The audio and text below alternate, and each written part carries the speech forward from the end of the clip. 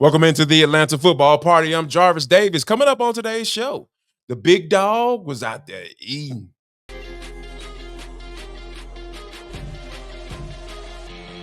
This is Locked On Sports Atlanta, and it's time for the Atlanta Football Party, only on Locked On Podcast Network, your team every day.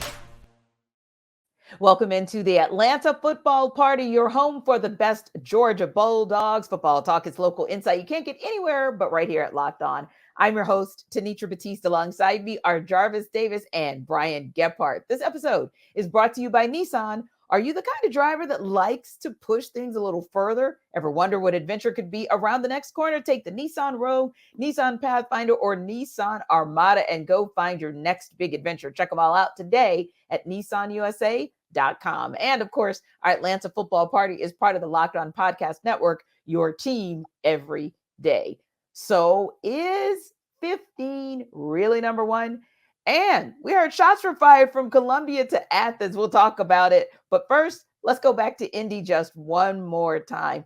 Jarvis, there were a slew of dogs who received an invite to the NFL Combine and actually showed up, and we know they showed out. And over the last few years, Georgia has seemingly taken over the event with a number of impressive showings. You were there in Indy. So in your opinion, who did that, or maybe who didn't get it done this Combine? Wow, I would say. I mean, we've had so many conversations about McConkey as far as we understand what that situation is. But I think when you think about what Amarius Mims did, 6'8", 340 pounds out there running a 5 flat. Yeah. Oh my gosh, that is absolutely ridiculous. Just the amount of athleticism that he put on display, and for a guy, and I think a lot of times people get enamored with the numbers, but just think about like how rare that is to be able to be that size of a human being, to be able to move that fast. Kind of push you to mind when Jordan Davis ran a 4.8, a 4.78. I think he ran in the 40 back in a couple years ago. So I think right now, I think Amarius Mims made himself the most amount of money for me, because the guy he's just absolutely just killed it. How about you, Brian? Who do you think really, really impressed? Yeah, I mean, Mims was the guy who stood out to me. You mentioned the 507, the 40 that he ran there. And then he had that broad jump too of 9 feet plus. Like that, like this guy, like the stuff he did, it was everything too. It was the shuttle run. It was this, it was that. And to be that big, I mean, if he didn't lock himself into the first round, I don't know why we do the combine, basically. It's like one of those situations where he's just got to go. I mean, it almost feels like he got himself into that top 20, top 15 conversation, which he already probably should have been in. I know he left with a little hamstring tightness too, so hopefully people don't view that in that way. Ladd is obviously the person everyone's talked about, and we've talked about a bunch, but I think Javon Bullard, just based on what we've seen on him on film, and then that 40 that he ran, I believe it was a 4.47 for him. Him and Tyke Smith both did well, but him putting up that number, to me, puts him into that Ladd McConkey range in the draft. Like, I think he secured the back end of the first round, top end of the second round with what he was able to do in Indy. And I'll just throw Tyke Smith in there as well, just in terms of us also talking about who built off their performance at the Senior Bowl. And he's a guy who, we're not saying that he jumped into the first or second round, but that slow creep up into those middle rounds also makes a difference. And he had a pretty impressive showing there as well. Ran the 4.46 and the 40-yard dash. And that just kind of helps him to maybe, and then when you look at how he mastered the draft process overall, that whole kind of week, start to finish, because the group seems to have done pretty well too. Yeah, I think it's something that kind of speaks to, like, we even talked about Javon Bullard coming into this, right? Because we already know what type of playmaker he was. The guy, he just studies film. He's always in the right place where he needs to be in order to make those plays that we gotten used to seeing him making. And I just think, for me, I think one person that probably maybe lost his luster a little bit is Brock Bowers. Because, like, there was the rumors that he didn't interview well, and then he didn't partake in any of the drills or anything like that. And I know, during the season we were talking about Brock potentially going top 5, and now he's pretty much slipping. And there was a lot of conversations going on up in Indy. You know how those rumors are I really feel like it's a varying range as to where he might go in the first round. Not saying he's gonna fall out of the first round, but I think you can see from maybe 10 to probably maybe 27, when it comes to with Brock Bowers and him not performing on the big stage.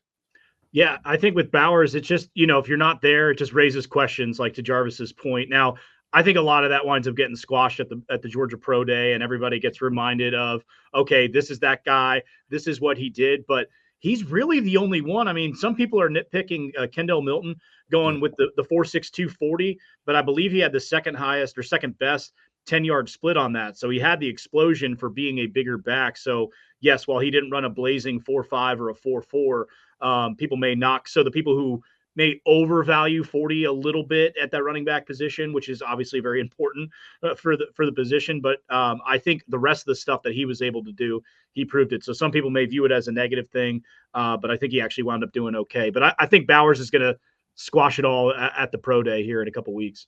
And that was my question, BG, when I was talking about the possible, like following up to say, hey, but it's not all over, and it can't be over, because you look at Marvin Harrison Jr. as an example of everything that he did not do up in Indianapolis, but he knows Ohio State has a pro day coming, and Georgia players, they'll have that opportunity as well. Right now it's scheduled for March 13th. So we'll have an opportunity to kind of stare it down next week. It'll be obviously after our show next week, but hey, no fear, we're still going to end up talking about how that pro day went down. But I just want to piggyback on that, Brian, and ask, who do you think, in addition to Brock Bowers, might have another opportunity to take a stab at maybe making good for himself at that pro day? I think it'll be some of the skill position player guys and Dejon Edwards, because I know he kind of had mixed reviews depending on how you view him. Same thing with Kendall Milton. I think those two guys. And then Rosemary-Jacksaint, to my knowledge, he didn't run the 40, but did well in a lot of the other drills. So I think that that collective group is going to do pretty well here at the pro day and really kind of prove what they're able to do and what they're able to show. Plus, they'll be able to run Dejon through some different drills that he didn't do, because his isn't the straight line speed. He's more of that shifty, quick, kind of in and out football player type, if you will. So I think it'll be the running backs that'll get a big bump during the pro day. For me, it has to be Kamari Lassiter. Like, I think his 40 time is going to be crucial, because we know how, teams that value that, especially because we know what he is on the field. Like, he's an excellent player. And I'm almost kind of slick saying, hey, man, don't even run the 40 out there so the Falcons can snatch you up in the second round, Like, I would love to see Kamari Lassiter put on another black and red uniform right for the Atlanta Falcons. So I think Kamari Lassiter, once he put that 40 on wax, it'll kind of tell the tale as far as to where he's going to fall come in the end of April. Now, Brian, we talked a lot about who did participate in the combine, but maybe it's time to talk a little bit about who didn't. And follow me on this one. You take Ishmael Mondon, didn't attend because, well, he decided to return to school, which meant the only representation sort of in that linebacker lineman space was Zion Logue. That's not something we're accustomed to seeing, right? Because we think UGA, LBU when it comes to the draft. But while LBU didn't necessarily rep in Indy this season, does Mondon's return point to maybe something that can encourage you as far as this current Dogs team goes in terms of having him and depth at linebacker and really across that line this season? Yeah, I think it's crucial for him to come back, just given kind of the youngness, if you will, the lack of experience that you have at that linebacker group. Like CJ Allen is a hell of a player, and we only saw him play a couple games, made a couple mistakes, but made some big plays as well. He's going to be the main signal caller. But Ishmael Mondon, he's got a little ish about him. Like, he's got a little attitude and brings that kind of old school linebacker mentality to the table. And with Dumas Johnson going over to Kentucky too, it's crucial that Ishmael Mondon came back. So I think it's important just to have veteran presence and leadership in that room, with CJ Allen kind of taking over that room. You can't understate that lack of importance with Mondon coming back.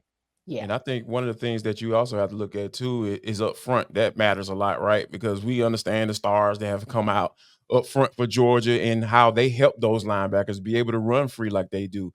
And I think Zero Stackhouse is a name that comes to mind. And another name that comes to mind that I feel like this absolutely has to be his like coming out party. And I think it's not a coincidence that it's his junior year, is Mykel Williams. Mykel Williams has the opportunity to be able to establish himself as a top 10 draft pick this year. And when you think, because he has the talent, we've been seeing it since he stepped on the field as a freshman. And I think he fully understands like what is going to be at stake this year. And I feel like he's going to help that young linebacker core. Also, Raylan Wilson, you throw him in there as well, BG, as far as the stand-up linebackers go. So, yeah, I think this is going to be a big, huge year for Mykel Williams to be able to help lead that young group as far as the linebackers go. BG, make sure you put a pin in that, because every show, every football party, every postcast, Jarvis somehow he found a way to talk about Mykel. So go ahead and put a pin in it. He needed Get him in there. We keep talking about it because he's right there. He's this B+ A- player, and he has A+ in him. Like, we've seen it on film. It's just the consistency of it. It needs to be every single week with him. Absolutely. And we'll definitely look forward to having that conversation, because we also look forward to talking about that front line and talking about the return of a full-on LBU for UGA. When we come back, we will go between the hedges, and we're going to talk a little bit about whether the top dog in Athens is truly the top dog in college football.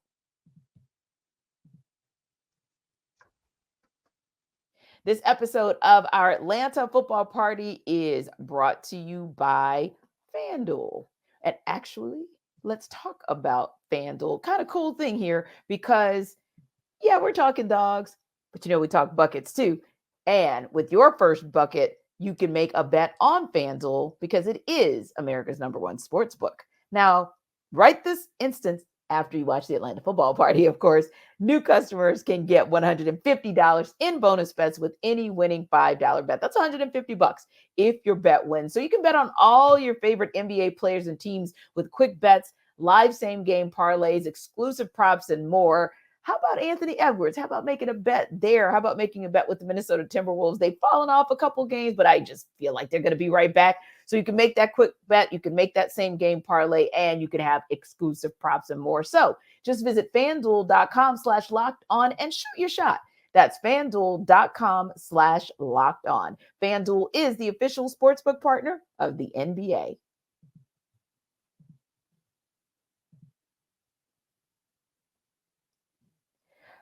So guys, it is about that time. Spring practice is upon us, right?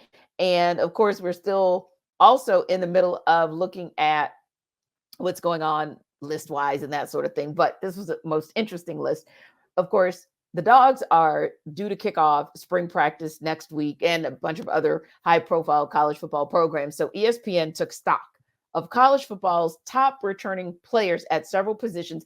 But I wanted to highlight specifically the QB position, because they polled college football reporters. They asked them to rank their top 10 QBs entering the 2024 season. Interestingly enough, there were 4 picks from the SEC, right?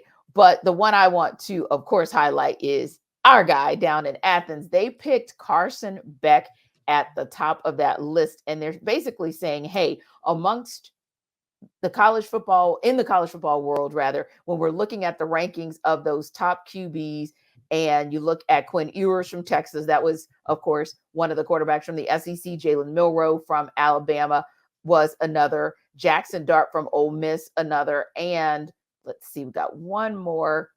And actually, our guy Carson Beck was the 4th, but he was number 1. So I ask you guys, considering, let's start right there in the SEC, Brian, considering that very top-notch list of quarterbacks, did ESPN get it right saying that Beck is the top QB in the country? Yeah, I think, going over this list and looking at it, it kind of reminds me, it was like, all right, Carson Beck made the right decision here in coming back. Now, there's some good quarterbacks this year, but I think the idea of him being like that opportunity to be the number 1 overall pick, I think is real for him. I do think they got this right. And I think it's just a matter of the consistency he's brought to the table as his chance as a starter. So now he's got a chance to drop on this list quite a bit with that schedule we've talked about. But I do think they nailed it. I would have liked to have seen Jalen Milroe a little higher. I know he was even at 4. Number 4, yeah. So interesting for him, and getting a different coaching staff and a different offensive coaching staff with Kalen DeBoer in. But I do think they got it right with having Carson Beck number 1 on this list. But some of those top 3 to 5, I think, are pretty close. Yeah. Yeah, I don't see any real big changes. I think there's seeing Carson Beck at the top of this list kind of makes it interesting to me because when you think about what it takes to be able to win a national championship on the level, you got to start with your quarterback, right? And there were Yeah. so many questions coming into last season with a new offense coordinator, Mike Bobo. Well, his first year back at Georgia as the offense coordinator Yeah, for right. the Bulldogs. I was like, new, ain't nothing new about Mike Bobo. So I just really feel like we're in a space where I'm just looking at going back and look some of the numbers some of the most successful Georgia quarterbacks, is specifically Stetson Bennett. Obviously winning two national championships. His number, even though Carson Beck's numbers were pretty doggone good last year, he's gonna have to be better. They're gonna have to be a little bit better. Like I'm talking about in that 30 instead of 26 touchdowns that he has, he's gonna have to get over 30. Yeah. I feel like in order to be able to, open up that offense and be able to establish. And if we do see that, that means he's established a rapport with all the transfer guys and with Kobe Young and Ra Thomas coming back, and just all of those guys that transferred in, and with the tight end out of Stanford, yourself. So all of those, if he's getting to a point where this offense is opened up just a little bit more, not necessarily being a pass first offense, but I really feel like they're going to be in a space where Carson Beck is going to set himself up to be not only be a Heisman candidate, but also be in that conversation in the last few rounds of that playoffs and trying to bring a national championship back to Athens. Yeah, and Jarvis, I think they're going to have to. I think they're going to have to open this up just Sure. based on the schedule compared to last year. I think Beck was able to get comfortable and they were able to grind it out and, give the ball to Dejan or Kendall in the second half of games and just kind of cruise by a couple touchdowns in most of those wins. But there's going to be 3, 4, 5 games where Beck's going to have to bring it and really play his A game because certain games last year, just the way that the matchup was, and they're going to have a handful of them again this year. He really just needed to, not make any mistakes and they were going to be fine and win the football game. But he's going to have to stand out and go ahead and win some games this year. So that's going to be really important for him and his draft stock. Kind of like J.J. McCarthy did, right? Yeah. Sorry. Good. I had to throw that one in there. Nice shot fired, by the way. Absolutely. Yeah. Nobody's complaining about the shots fired against J.J. McCarthy, but you're absolutely right. We always talk about the gauntlet of the schedule, starting out with Clemson, assuming that they're going to bounce back from what we've seen out of them last season and the seasons before. And then you skip that. We, I think, agree on this show that Kentucky's never quite that team, but we'll go ahead and throw them in for kicks and giggles because everybody always wants to say, ooh, they've got to take on Kentucky, and they're going to Kentucky, but they will be. That's because they got two Georgia players, T. That's why people talk about it now. Brock and Jamon Dumas-Johnson. Right. Yeah. Ooh, right. I will say about Kentucky, a lot of times it's not about, because I'm one of these people. I'll blame myself. I'm a part of this group because I think Kentucky's one of those teams that they just bring it like physically, right? Like they're going to actually show up on the so they're not necessarily like, oh, we got to watch out for their skill players and they're going to lose this game, but like you're going to come out of there a little bruised and banged up. So I think it's as much to do with that as the chance of losing a game. So, but I'll keep being that person. Like, I also just like throwing it in there. Man, it's a tough trip, to Kentucky. Right. It's like, so you got one of the other games. It's not a big game. It's got to be a tough one, and that's the one that always gets picked for whatever reason. So indeed, but they've got one that next week down in Tuscaloosa, and then of course they'll go a couple weeks, then they go to Texas, and then they'll go a couple more weeks, and they'll go to Ole Miss. So yeah, you're right. This will be that time where not that Carson Beck looked like a game manager last year, but for lack of a better term, him being a step, maybe above a game manager, but kind of a step below maybe the elite processor or game changer. He's going to have to move into that territory quite comfortably and stay in that territory for the entirety of the season. Now, another interesting thing that I thought you guys might want to dig into a little bit was something that was probably born out of one of the most controversial things that happened last season, which of course was the suspension of Jim Harbaugh because of the whole sign stealing gate. We'll just call it that. So the NCAA is now considering allowing head coaches to have in-game communication with one player on offense and one on defense as a part of a series of proposed rule changes that will actually be voted on in about a month and a half or so. So they want to kind of do it a little bit more like the NFL, instead of forcing coaches to use hand signals, poster boards, maybe kind of minimalizing sign stealing, which technically is still permitted, along with studying video past games, in-person scouting and future opponents and video taping opponent sideline activities are what's banned. But when you look at this in its totality, Jarvis, and you think about the controversy that was and still is, I mean, people still kind of put an asterisk and a side eye on Michigan from last year. Do you think this is an opportunity for the NCAA to maybe do something, I'm going to put this in air quotes, proactively and get it right? Yeah, that's not happening. Like more than likely, like yeah, that would like it would take so much more for the NCAA to be considered proactive in my eyes because they just been sitting Yes. back chilling with their twiddling their thumbs while college football just run amok, you know. So you got college coaches retiring, you got college coaches saying, "Man, you know what? I'm tired of this. I'm going to the league. Like I'm taking my talents to the NFL while on y'all people." So yeah. Right. But I just think, but like seriously though, I really feel like this is a space where this is should have been happening. Like this is only like why are we even talking about? Oh, let's look at this new technology. We can talk to people and communicate them within their helmet. Ooh. You know, We're so revolutionizing the game. like this is what we're talking about, right? In 2024. Oh Right. wow, let's try out this new technology. But yeah, like this is something that should have been happening. Like all this money that these college teams are raking in, now they got something to spend their money on. They can get the highest, the best thing. They can probably get something that's better than the NFL because Lord knows they got money to spend, right? They just ain't using it on players.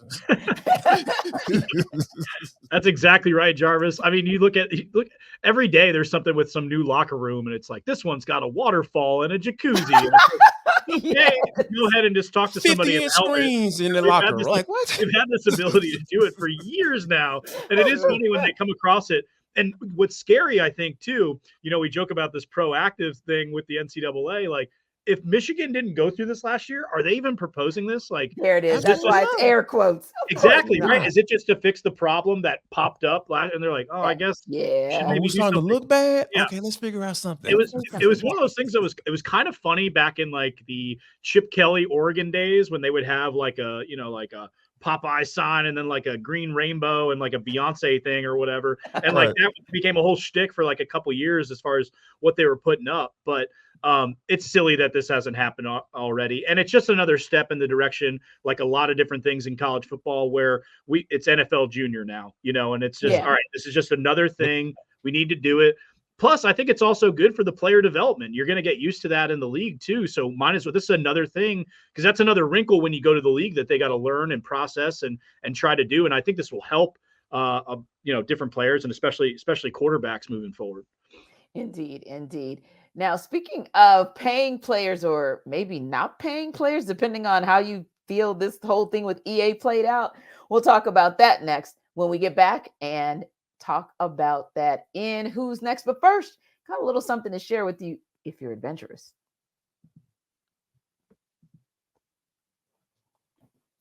So this episode of our Atlanta Football Party is also brought to you by Nissan. Now, we talked a little bit earlier about whether or not you're adventurous, the kind of driver that likes to push things a little further, even wondering what adventure could be around the next corner. Well, our friends at Nissan have a lineup of SUVs with the capabilities to take your adventure to the next level. Let's talk about that 2024 Nissan Rogue. It's perfect for city drives and great escapes. Class exclusive Google built-in is in your reach, always updating assistant to call on for almost anything. An updating assistant right at your beck and call. Pretty darn cool. And they have a 12.3-inch HD touchscreen infotainment system. So, okay, bye are the days of connecting your phone. And the 2024 Rogue is the perfect mid-size crossover for your next adventure. Also, the 2024 Nissan Pathfinder has room up to 8, just like the Armada. And the Pathfinder is an expansive cargo capacity that's available and advanced available 4x4 capability with 284 horsepower and up to 6,000 pounds towing, and tow bigger and explore further with the 2024 Armada first class luxury first class style. Take the Nissan Rogue, Nissan Pathfinder, or Nissan Armada and go find your next big adventure. You can shop for it right after the show at nissanusa.com.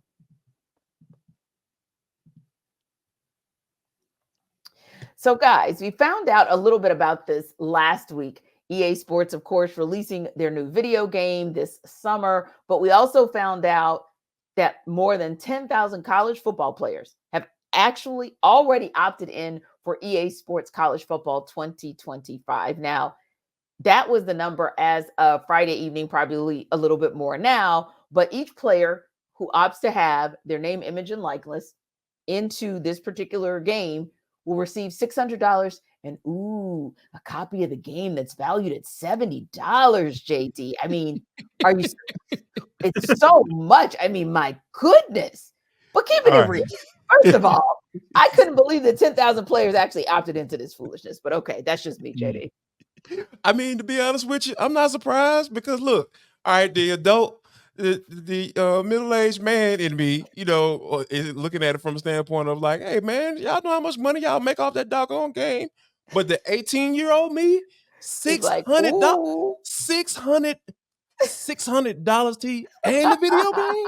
Do you understand how many parties I could have thrown in Albany, Georgia for $600? Oh my!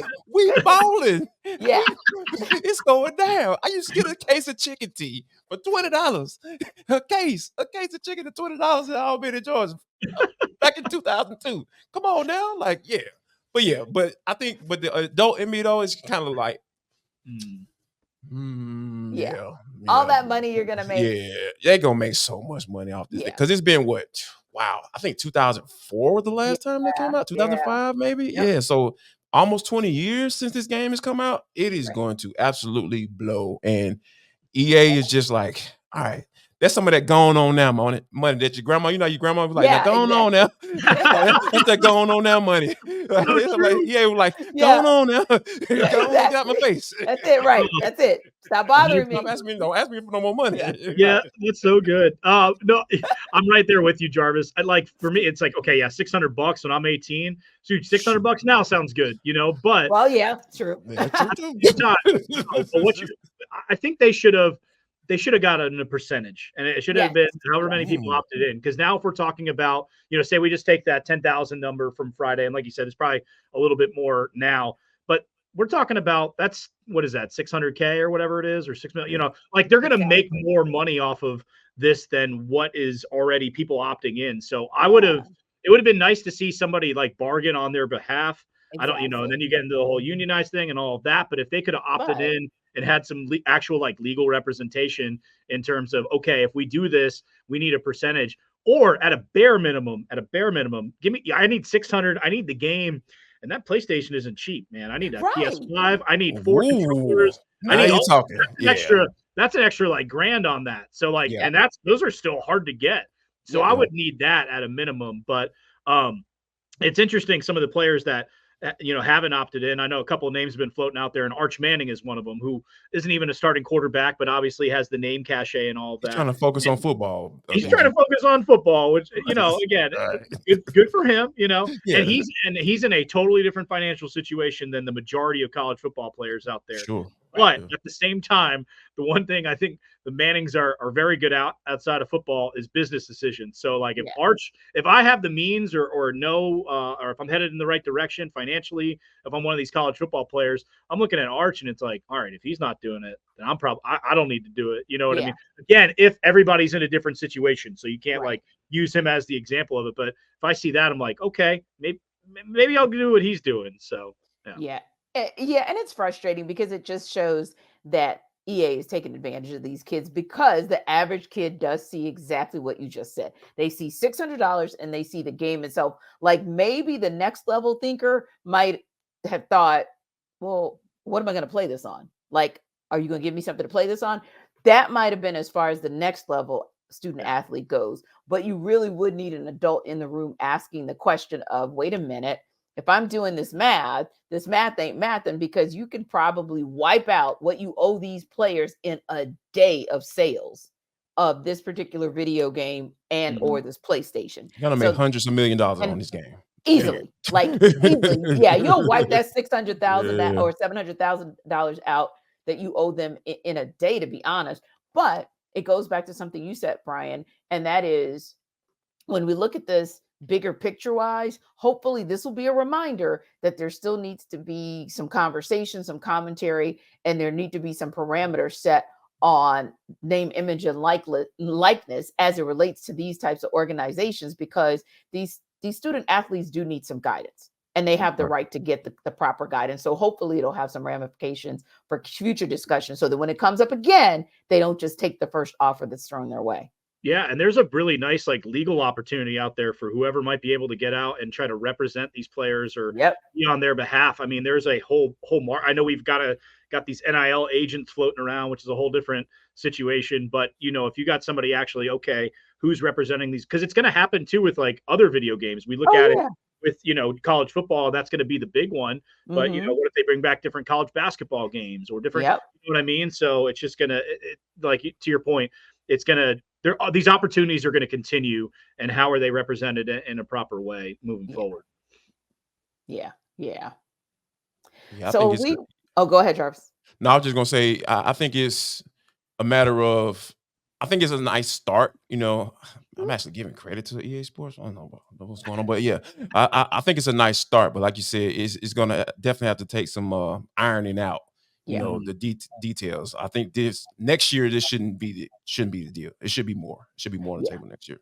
Indeed. And hopefully that's the kind of pressure that'll come so that EA Sports won't try this again. We appreciate you guys, as always, for stopping by the Atlanta Football Party, your home for the best Georgia Bulldogs football talk. Like and subscribe to our YouTube channel, and we are free and available wherever you download your podcasts. Come back for the Atlanta Sports Party on Thursday.